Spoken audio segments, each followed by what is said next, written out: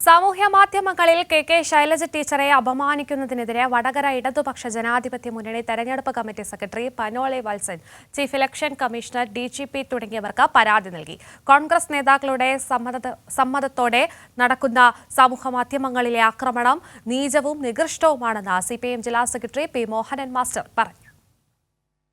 Vadakara parliament മണ്ഡലം LDF സ്ഥാനാർത്ഥി K Shailaja ടീച്ചറെ വടകര പാർലമെന്റ് മണ്ഡലത്തിൽ സ്ഥാനാർത്ഥിയായി തീരുമാനിച്ചതു മുതൽ സാമൂഹ്യ മാധ്യമങ്ങളിലൂടെ കോൺഗ്രസിന്റെ പ്രവർത്തകർ കേട്ടാൽ അറയ്ക്കുന്ന ഭാഷയിൽ തെറിവിളിച്ചുകൊണ്ടിരിക്കുകയാണെന്ന് CPM ജില്ലാ സെക്രട്ടറി P. മോഹനൻ മാസ്റ്റർ വാർത്താസമ്മേളനത്തിൽ പറഞ്ഞു. ശരിയായില്ല എന്ന് പറയാനോ പാടില്ലെന്ന് പറയാനോ UDFന്റെ സ്ഥാനാർത്ഥിയോ കോൺഗ്രസ് UDF നേതൃത്വമോ ഇതുവരെ ഈ നിമിഷം വരെ മുന്നോട്ട് വന്നതായി കാണുന്നില്ല.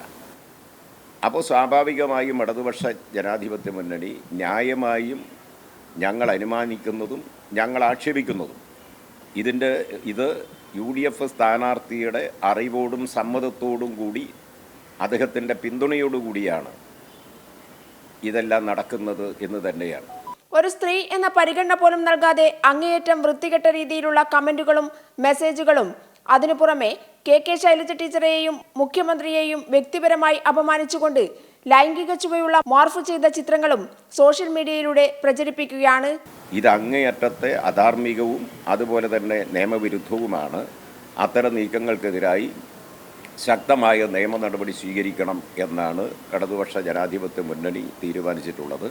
അതിൻ്റെ അടിസ്ഥാനത്തിൽ ഇതിനകം തന്നെ ഇടതുപക്ഷ ജനാധിപത്യ മുന്നണിയുടെ വടകര പാർലമെന്റ് നിയോജക മണ്ഡലം കമ്മിറ്റി പരാതി നൽകിയിട്ടുണ്ട്. കൈരളി ന്യൂസ്, കോഴിക്കോട്.